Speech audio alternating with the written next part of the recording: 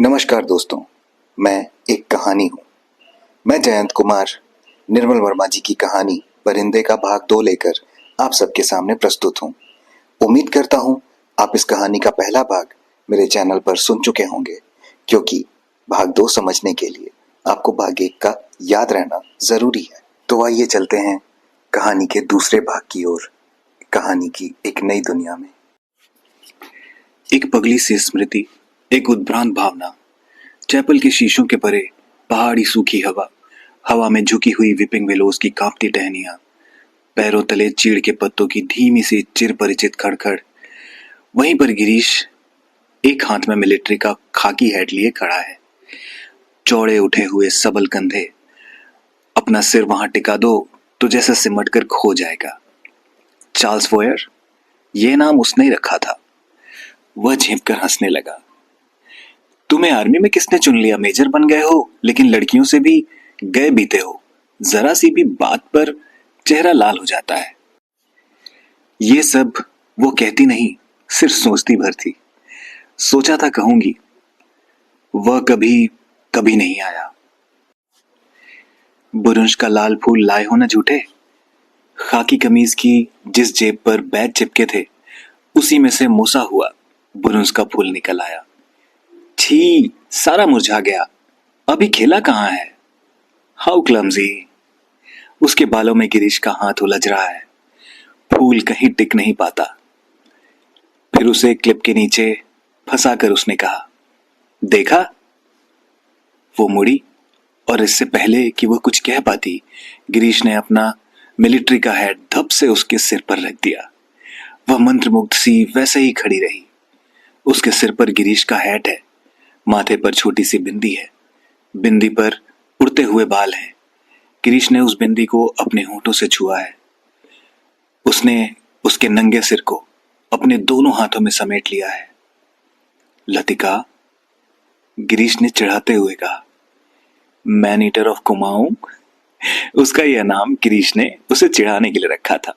वो हंसने लगी। लतिका, सुनो। गिरीश का स्वर कैसा हो गया था। ना, मैं कुछ नहीं सुन रही। लतिका, मैं कुछ महीनों में वापस लौट जाऊंगा और फिर वापस आ जाऊंगा। ना, मैं कुछ भी नहीं सुन रही। किंतु वह सुन रही थी। वो नहीं जो गिरीश कह रहा था, बल्कि वो जो वो नहीं कह पा रहा था, या जो नहीं कहा जा रहा था, जो उसके बाद कभी नहीं कहा गया। Lead kindly light. लड़कियों का सर पियानो के स्वरों में डूबा हुआ गिर रहा है, उठ रहा है। ह्यूबर्ट ने सिर मोड़कर लतिका को निमिष भर देखा। आंखें मूंद, ध्यान मग्न, प्रसन्न मूर्ति सी वह स्थिर निश्चल खड़ी थी। क्या यह भाव उसके लिए था? क्या लतिका ने ऐसे क्षणों में उसे अपना साथी बनाया है? ह्यूबर्ट ने गहरी सांस ली और उस सांस से ढेर सारी थकान उमड़ आई। देखो, मिस वुड कुर्सी पर बैठे बैठे सो रही हैं। डॉक्टर होंठों में ही फुसफुसाया। वह डॉक्टर का पुराना मजाक था कि मिस वुड प्रार्थना करने के बहाने आंखें मूंदे हुए नींद की झपकियां लेती हैं। फादर एलमंड ने कुर्सी पर पहले अपने गाउन को समेट लिया और प्रेयर बुक बंद करके मिस वुड के कानों में कुछ कहा। पियानो का स्वर क्रमशः मन पड़ने लगा। ह्यूबर्ट की उंगलियां ढीली पड़ने लगीं। सर्विस के समाप्त होने से पूर्व मिस वुड ने ऑर्डर पढ़कर सुनाया। बारिश होने की आशंका से आज के कार्यक्रम में कुछ आवश्यक परिवर्तन करने पड़े थे। पिकनिक के लिए झूला देवी के मंदिर जाना संभव नहीं हो पाया, इसलिए स्कूल के कुछ दूर मेडोज में ही सब लड़कियां नाश्ते के लिए जमा होंगी। सब लड़कियों को दोपहर का लंच हॉस्टल किचन से ही ले जाना होगा, लेकिन शाम की चाय मेडोज में बनेगी। पहाड़ों की बारिश का क्या भरोसा। कुछ देर पहले धुआंधार बादल गरज रहे थे। सारा शहर पानी से भीगा ठिठुर रहा था। अब धूप में नहाता नीला आकाश धुंध की ओर से बाहर निकलता हुआ फैल रहा है। लतिका ने चैपल से बाहर आते हुए देखा। विपिंग विलोज की भीगी शाखाओं से धूप में चमकती हुई बारिश की बूंदें टपक रही थी। लड़कियां चैपल से बाहर निकलकर छोटे छोटे झुंड बनाकर कॉरिडोर में जमा हो गईं। नाश्ते के लिए अभी पौना घंटा पड़ा था और उनमें से कोई लड़की हॉस्टल के लिए इच्छुक नहीं थी। छुट्टियां अभी शुरू नहीं हुई थी, किंतु शायद इसलिए वे इन चंद बचे खुचे क्षणों में अनुशासन के घेरे के भीतर भी मुक्त होने का भरपूर आनंद उठा लेना चाहती थी। मिस वुड को लड़कियों का यह गुलगपाड़ा अखड़ा, किंतु फादर एलमंड के सामने वह उन्हें डांट फटकार नहीं सकी। अपनी झुंझलाहट दबाकर वह मुस्कुराती हुई बोली, कल सब चली जाएंगी, सारा स्कूल वीरान हो जाएगा। फादर एलमंड का लंबा ओजपूर्ण चेहरा चैपल की घुटी हुई गहराई से लाल हो उठा था। कॉरिडोर के जंगले पर अपनी छड़ी लटकाकर वह बोले, छुट्टियों में पीछे हॉस्टल में कौन रहेगा? पिछले 2-3 सालों से मिस लतिका ही रह रही हैं। और डॉक्टर मुखर्जी? फादर का ऊपरी होंठ तनिक खिंचाया था ये बोलते हुए।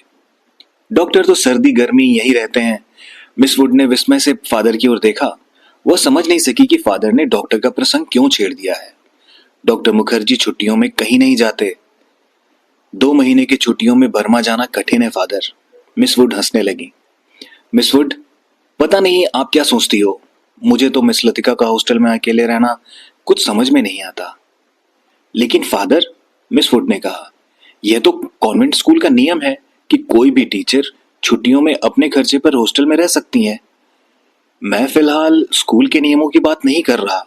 मिस लतिका डॉक्टर के संग यहाँ अकेली रह जाएंगी। और सच पूछिए मिस वुड, डॉक्टर के बारे में मेरी राय कुछ बहुत अच्छी नहीं है। फादर, आप कैसी बात कर रहे हैं? मिस लतिका बच्ची थोड़े ही हैं। मिस वुड को ऐसी आशा नहीं थी कि फादर एलमंड अपने दिल में तकियानुसी भावना को स्थान देंगे। फादर एलमंड कुछ हतप्रभ से हो गए। बात टालते हुए बोले, मिस वुड, मेरा मतलब ये नहीं था। आप तो जानती हैं मिस लतिका और उस मिलिट्री अफसर को लेकर यहाँ एक अच्छा खासा स्कैंडल बन गया था। स्कूल की बदनामी होने में क्या देर लगती है। वो बेचारा तो अब नहीं रहा। मैं उसे जानती थी फादर। ईश्वर उसकी आत्मा को शांति दे। मिस वुड ने धीरे से अपनी दोनों बाहों से क्रॉस किया। फादर एलमंड को मिस वुड की मूर्खता पर इतना अधिक क्षोभ हुआ कि उसने आगे और कुछ नहीं बोला गया। डॉक्टर मुखर्जी ने उनकी कभी नहीं पड़ती थी, इसलिए मिस वुड की आंखों में वह डॉक्टर को नीचा दिखाना चाहते थे। किंतु मिस वुड लतिका का रोना ले बैठी। आगे बात बढ़ाना व्यर्थ था। उन्होंने छड़ी को जंगले से उठाया, ऊपर साफ खुले आकाश को देखते हुए बोले, प्रोग्राम आपने यूं ही बदला मिस वुड, या अब क्या बारिश होगी?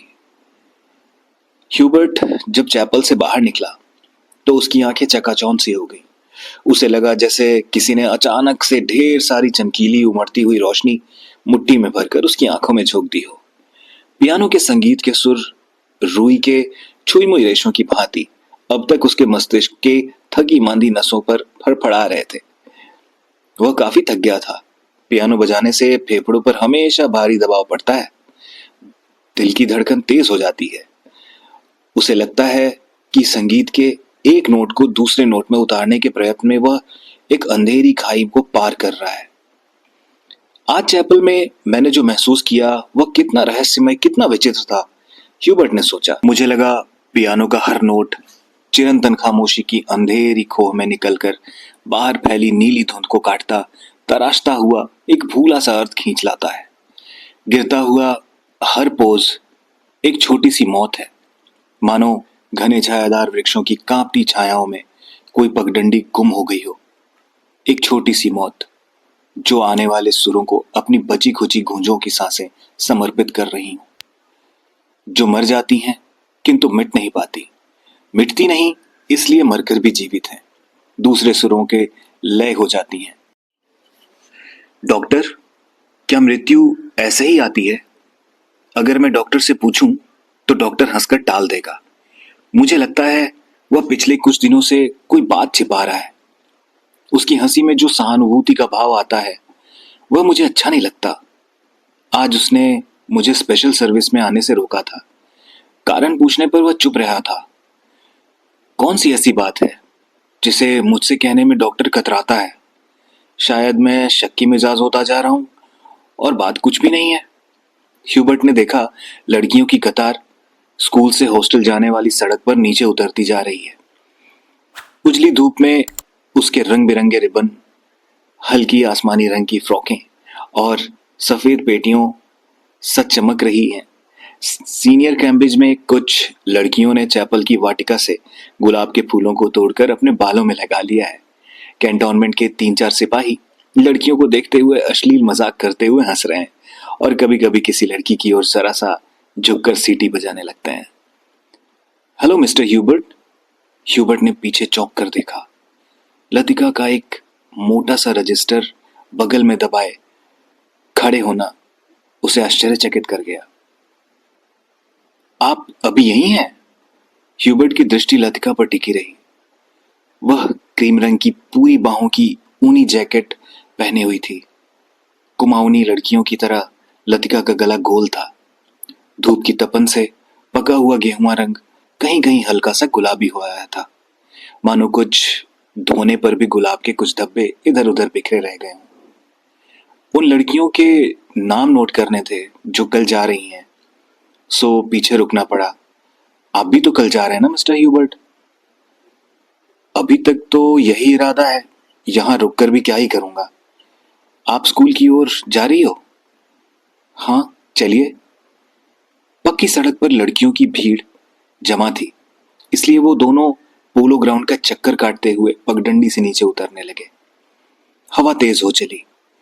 चीड़ के पत्ते हर झोंके के संग टूट टूट कर पगडंडी पर ढेर लगाते जाते थे। ह्यूबर्ट रास्ता बनाने के लिए अपनी छड़ी से उन्हें बुहार कर दोनों ओर बिखेर देता था। लतिका पीछे खड़ी देखती रहती थी। अल्मोड़ा की ओर जाते आते हुए छोटे छोटे बादल रेशमी रुमालों से उमड़ते हुए सूरज के मुंह पर लिपटे से जाते थे, फिर हवा में वो बह निकलते थे। इस खेल में धूप कभी मंद फीकी सी पड़ जाती थी, कभी अपना उजला आंचल खोलकर समूचे शहर को अपने अंदर समेट लेती थी। लतिका तनिक आगे निकल गई। ह्यूबर्ट की सांस चढ़ गई थी और वह धीरे धीरे हाँफता हुआ पीछे से आ रहा था। जब वे पोलो ग्राउंड के पवेलियन को छोड़कर मिलिट्री की दाईं ओर मुड़े तो लतिका ह्यूबर्ट की प्रतीक्षा करने के लिए खड़ी हो गई। उसे याद आया, छुट्टियों के दिनों में जब कभी कमरे में अकेले बैठे बैठे उसका मन उब जाता था तो वह अक्सर टहलते हुए मिलिट्री की ओर चली जाती थी। उससे सटी पहाड़ी पर चढ़कर वह बर्फ में ढके देवदार वृक्षों को देखा करती थी, जिनकी झुकी हुई शाखों में रुई के गालों सी बर्फ नीचे गिरा करती थी। नीचे बाजार जाने वाली सड़क पर बच्चे स्लेज पर फिसला करते थे। वह खड़ी खड़ी बर्फ में छिपी हुई उस सड़क का अनुमान लगाया करती थी जो फादर एलमंड के घर से गुजरी हुई मिलिट्री अस्पताल और डाकघर से होकर चर्च की सीढ़ियों तक गुम हो जाया करती थी।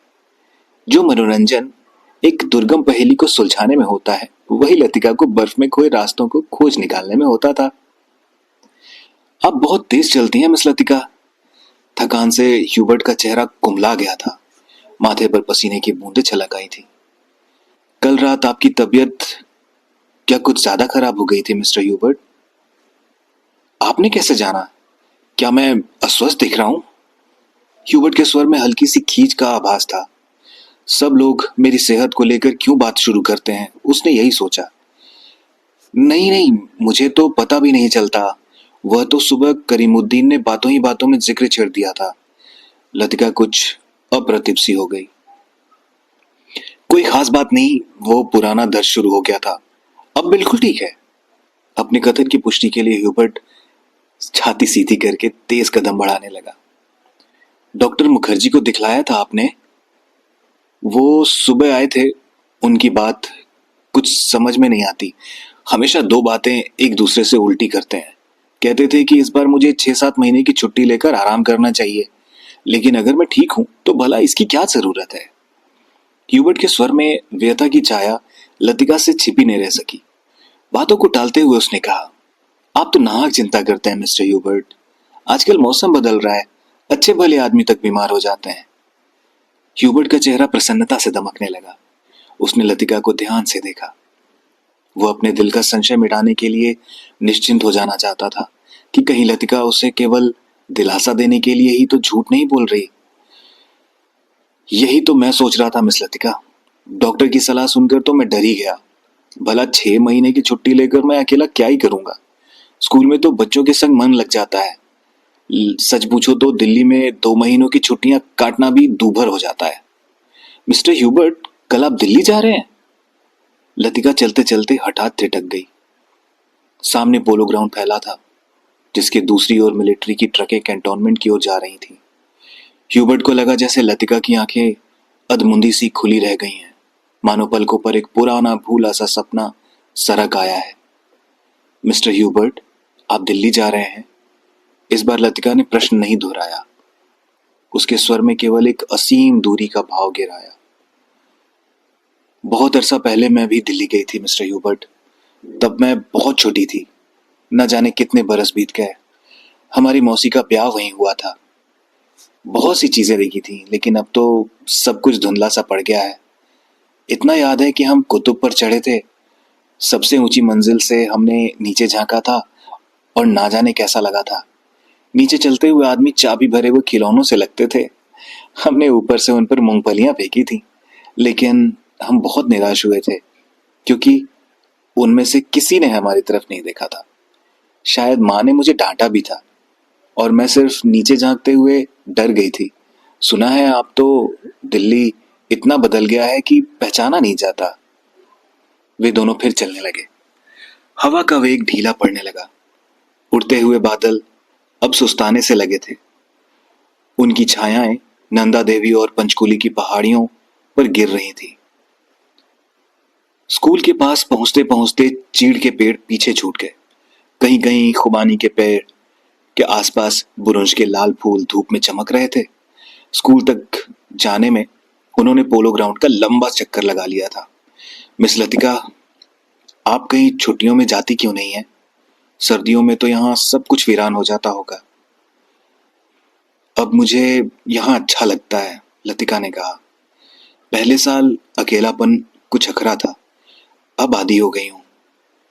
क्रिसमस से एक रात पहले क्लब में डांस होता है, लॉटरी डाली जाती है और रात को देर तक नाच गाना होता रहता है।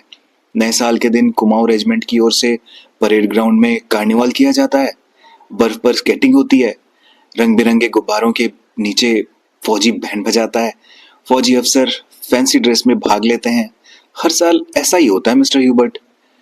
फिर कुछ दिन बाद विंटर स्पोर्ट्स के लिए अंग्रेज टूरिस्ट आते हैं। हर साल मैं उनसे परिचित होती हूँ। वापस लौटते समय वे हमेशा वादा करते हैं कि अगले साल भी आएंगे, पर मैं जानती हूँ कि वो नहीं आएंगे। वे भी जानते हैं कि वे नहीं आएंगे। फिर भी हमारी दोस्ती में कोई अंतर नहीं पड़ता। फिर फिर कुछ दिनों बाद पहाड़ों पर बर्फ पिघलने लगती है। छुट्टियां खत्म होने लगती हैं। आप सब लोग अपने अपने घरों से वापस लौट ही आते हैं मिस्टर ह्यूबर्ट। पता भी नहीं चलता कि छुट्टियां कब शुरू हुई और कब खत्म हो गई। लतिका ने देखा कि ह्यूबर्ट उसकी ओर आतंकित भयाकुल दृष्टि से देख रहा है। वह सिटपिटाकर चुप हो गई। उसने ऐसा लगा मानो वह इतनी देर से पागल सी अनर्गल प्रलाप कर रही हो। मुझे माफ करना ह्यूबर्ट, सॉरी मिस्टर ह्यूबर्ट, कभी कभी मैं बच्चों की तरह बातों में बहक जाती हूँ। मिस लतिका, ह्यूबर्ट ने धीरे से कहा। वो चलते चलते रुक गया था। लतिका ह्यूबर्ट के भारी स्वर से चौंक सी गई। क्या बात है मिस्टर ह्यूबर्ट? वो पत्र, उसके लिए मैं लज्जित हूं। उसे आप वापस लौटा दें। समझ लें कि मैंने उसे कभी लिखा ही नहीं था। लतिका कुछ समझ न सकी। दिग्भ्रांत सी खड़ी हुई ह्यूबर्ट के पीले उद्विग्न चेहरे को देखती रही। ह्यूबर्ट ने धीरे से लतिका के कंधे पर हाथ रख दिया। कल डॉक्टर ने मुझे सब कुछ बता दिया। अगर मुझे पहले से मालूम होता तो ह्यूबर्ट हकलाने लगा। मिस्टर ह्यूबर्ट, किंतु लतिका से आगे कुछ नहीं कहा गया। उसका चेहरा सफेद हो गया था। दोनों चुपचाप कुछ देर तक स्कूल के गेट के बाहर खड़े रहे। मिडोज, पगडंडियों, पत्तों, छायाओं से घिरा छोटा सा द्वीप, मानो कोई घोंसला दो हरी घाटियों के बीच आ दबा हो।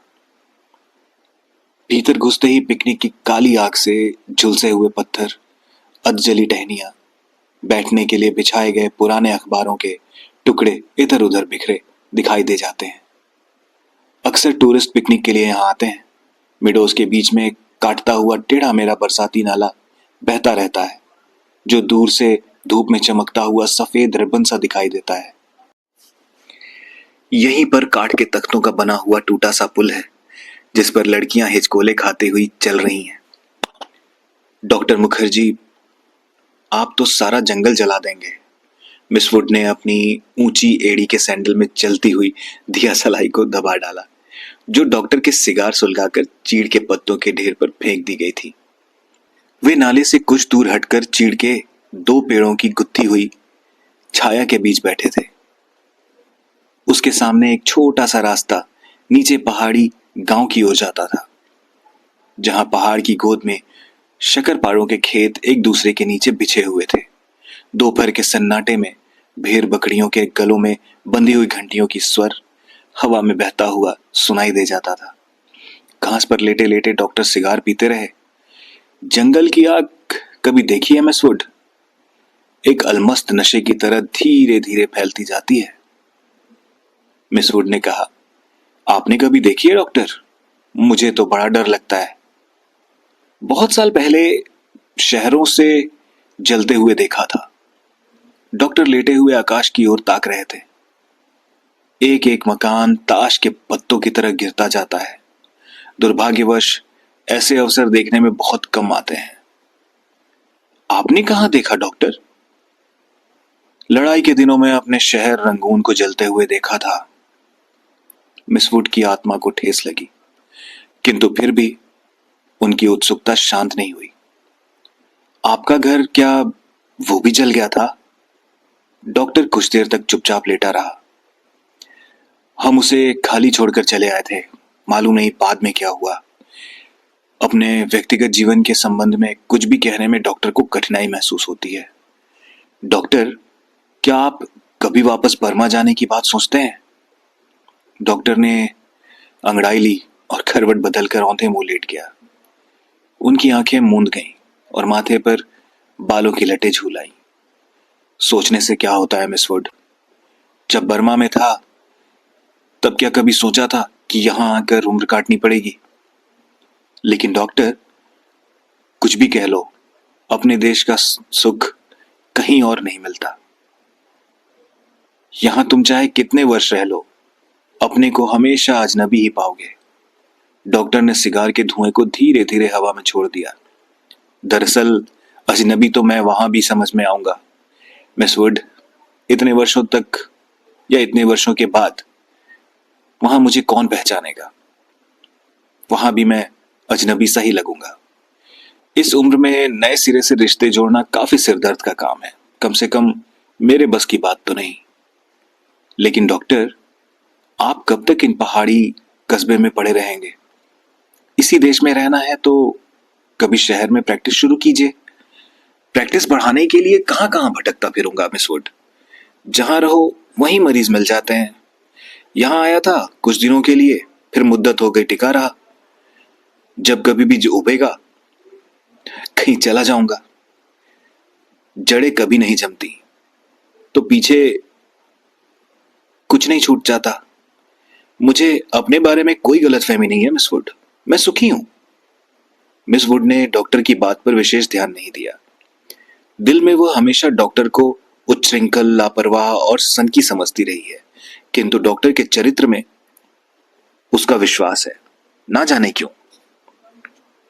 क्योंकि डॉक्टर ने जाने अनजाने में उसका कोई प्रमाण दिया हो, यह उसे याद नहीं पड़ता। मिस वुड ने एक ठंडी सांस भरी। वह हमेशा यह सोचती थी कि यदि डॉक्टर इतना आलसी और लापरवाह न होता तो उसकी योग्यता के बल पर वो काफी चमक सकता था। लेकिन उसे डॉक्टर पर क्रोध भी आ जाता था और दुख भी होता था। मिस वुड ने अपने बैग से ऊन का गोला और सलाइयां निकाली। फिर उसके नीचे से अखबार में लिपटा हुआ चौड़ा कॉफी का डिब्बा उठाया जिसमें अंडों की सैंडविचें और हैमबर्गर दबे हुए थे। थर्मस से प्यालों में काफी उड़ेलते हुए वुड ने कहा, डॉक्टर, कॉफी ठंडी हो रही है। डॉक्टर लेटे लेटे बुड़बुड़ाया। मिस वुड ने नीचे झुक कर देखा। वो कोहनी पर सिर टिकाए चुपचाप सो रहा था। ऊपर का होंठ जरा सा फैल कर मुड़ गया था, मानो किसी से मजाक करने से पहले मुस्कुरा रहा हो। उसकी उंगलियों में दबा हुआ सिगार नीचे झुका हुआ लटक रहा था। मेरी मेरी व्हाट डू यू वांट? दूसरे स्टैंडर्ड में पढ़ने वाली मेरी ने अपनी चंचल चपल आंखें ऊपर उठाई। लड़कियों का दायरा उसे घेरे हुए कभी पास आता, कभी खिंचता चला जाता था। तो ये था कहानी का दूसरा भाग, निर्मल वर्मा जी की ये सुप्रसिद्ध प्रेम कहानी परिंदे। आपने पढ़ी जरूर होगी, और अगर आपने नहीं पढ़ी है तो मेरी आवाज में ये कहानी सुनते रहिएगा। जल्द ही मैं इस कहानी के दूसरे भाग को लेकर आऊंगा। तब तक के लिए नमस्कार। आप अपने जीवन में प्रसन्न और प्रफुल्लित रहें, इसी कामना के साथ आपको छोड़े जाता हूं, ताकि फिर दोबारा जब मैं आपके पास आऊं तो इसी प्रसन्नता के साथ आप कहानी के अगले भाग को सुन सकें। कहानी का आखिरी भाग लेकर जल्दी ही आपके सामने हाजिर हो जाऊंगा। तब तक के लिए अलविदा।